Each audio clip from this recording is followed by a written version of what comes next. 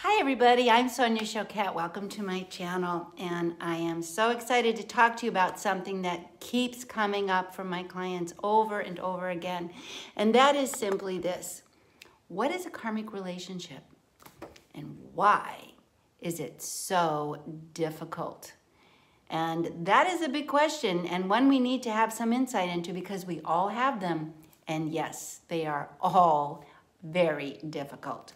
So before I dive into this, if you're new to my channel, I'm so excited that you joined me, and subscribe because I drop in with these beautiful little bits and pieces of insight that'll make life go more smoothly, help you trust your vibes, live more congruently, and frankly, have better relationships. So let's talk about what a karmic relationship is. First of all, it is a relationship that absolutely seems like it's bound to happen. It seems like against my better judgment, against all my reservations, I have to be in this relationship. You find yourself entering something that doesn't necessarily make logical sense.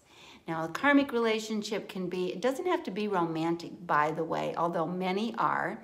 I certainly know my karmic relationship was, nor do we only have one. What a karmic relationship is basically a soul with whom we have a soul agreement that we are here to help one another learn lessons. And soul school is difficult. And if we're resistant and we aren't willing, then it becomes downright crazy painful. So you can have a karmic relationship with a parent. You can have a karmic relationship with a sibling.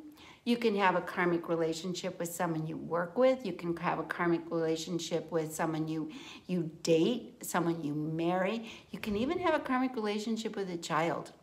The bottom line is that when you connect, it is an opportunity to evolve some part of your nature, and the way to do it is to encounter the conflict and experience it so that eventually you reach a point where you realize, I don't want to do this anymore. I need to do something different.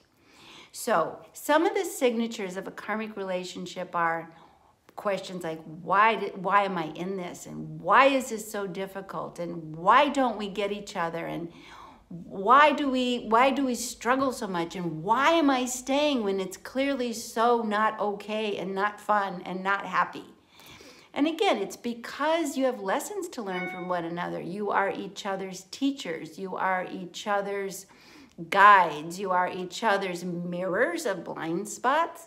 And you'll stay connected as long as the opportunity to learn something for you exists. I know my karmic relationship was with my ex-husband lasted 31 years. And frankly, it was difficult from the beginning. It wasn't always awful from the beginning, but it was always difficult. We never really quite were in harmony. It was always a bit of tug and pull and power struggle, and it took a lot of years and investment for me to finally figure out that I had to give up, that the person I was married to just did not want to be on my happy train. And I needed to accept that to love someone unconditionally means to let them be who they are, but to love myself unconditionally means let go of what doesn't work for me. So not all karmic relationships remain happily ever after. In fact, a great deal, if not the majority of them, are destined to end in some way. Now, I want to clarify what ending a karmic relationship means. Relationship is the energy you share with someone, okay? It's not that person. It's the dynamic with that person. So you're going to end that dynamic often means I have to let go and separate from that person.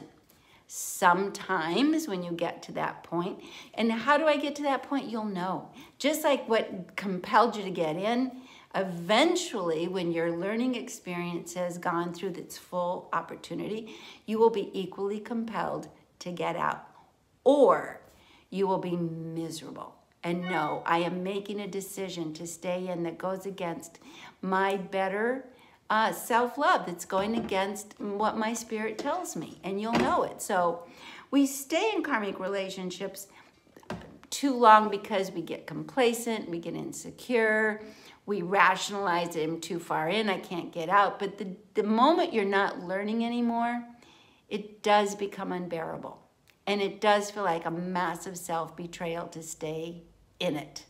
And it can get pretty messy. I have seen a karmic relationship with a mother and daughter where the daughter was so awful to the mother, she was stealing and creating havoc and on drugs and, you know, being criminal. And until the mother finally said, I'm done. And I, as a mother, know how hard that would be. It'd be so hard to say I'm done to my own daughters. But until she did, it just got worse and worse and worse to the point of nearly circus chaos. Once she said, I'm done, and really had reached a limit and let go, her life began to heal, but her daughter's life also began to evolve. So we need to know that it's changing this and letting go. And letting go. And it could be that we don't see each other, we don't communicate, and then it may take a while. I know it certainly did for me to let go of all the residual baggage that goes with a karmic relationship, like resentment and shame and upset and rationalization. I walked 2 times the Camino de Santiago to work out my karmic relationship and finally let it go, and literally walked across a whole country on foot to sort this out with myself 2 times. And even then, it took a few more years. So we need to be super patient because these are deep bone marrow lessons that really involve us showing up to ourselves in a way that is profoundly demanding. We need to know that karmic relationships were destined. So the shame, the guilt, the second guessing, maybe give up on that. But the other thing to give up on, and this is super important, is trying to understand or make logical sense of it. You won't. You won't. It'll drive you to distraction to try to make logical sense of a karmic relationship. You need to go in place of that. You need to approach it from a different standpoint. You need to ask, what have I learned? Did I learn it? And do I like who I am as a result of these learnings? Am I more my authentic self? In spite of the hell I went through and the horrible wash cycle of drama that we went through, do I like who I've become? And don't ask in the middle of a healing process. Ask when you start to get some air, some perspective. Coming out of a karmic relationship and staying in a karmic relationship is so demanding that you need to get your caretakers. I like to point out that even Jesus had 12 helpers. And if you want to count Mary Magdalene, who was the most important helper, 13. So let us start looking at, well, I need 13 helpers. And those 13 helpers need to be essential to my life. They can be good friends who remind me that I'm lovable and wonderful. They can be an animal or a pet who just loves you unconditionally. A good therapist, for example. A good intuitive guide, for example, a good one. Someone who's reputable and is that empowers you, a good teacher. You know, it can be courses you learn. It can be certainly body work because there's so much turbulence in your energy field and pain in your body that needs to be moved on. So that's another thing. You can have fun people who take your mind off it altogether. When I was coming out of my karmic relationship with my ex-husband, one of my 12 helpers was my piano teacher. I decided that I needed for a little period of every week to not think about my divorce or to think period or plan my life and just do something that I had wanted to do that I never made room for. And that was to learn piano and learn how to sing. So my beautiful, beautiful helper was the highlight and helped me heal by just getting off of it for a minute and being in my own happy energy. So that's another essential helper. So 12 is ideal, but have at least 4 or 5.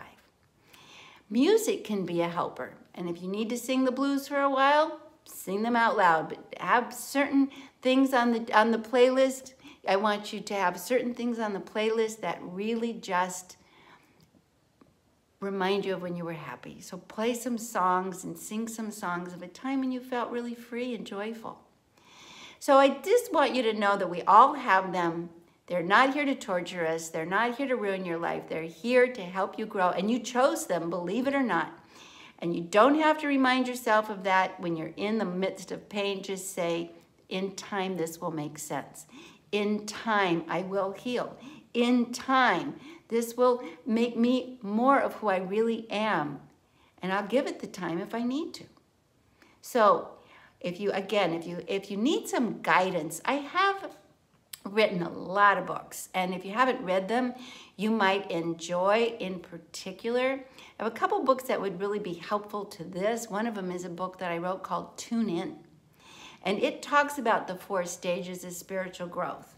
And another book I wrote that's just fabulous is called Soul Lessons and Soul Purpose. Again, really can address and give you some guidance in very, measurable ways and give you some real steps forward so that you can eventually help yourself come out of the fog of a karmic classroom and into the full light and into the full love and joy of who you really are. So I hope this really speaks to you and gives you some insight and some understanding and some hope if you're in the middle of or coming out of a karmic relationship. And I want you to daily ask yourself, ask your spirit, don't ask your brain, what am I learning?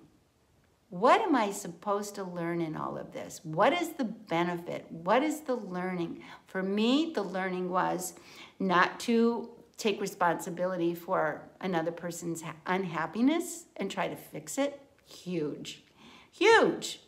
Another learning was to love myself more than I was settling for and not feeling bad about my successes when my partner wasn't having them.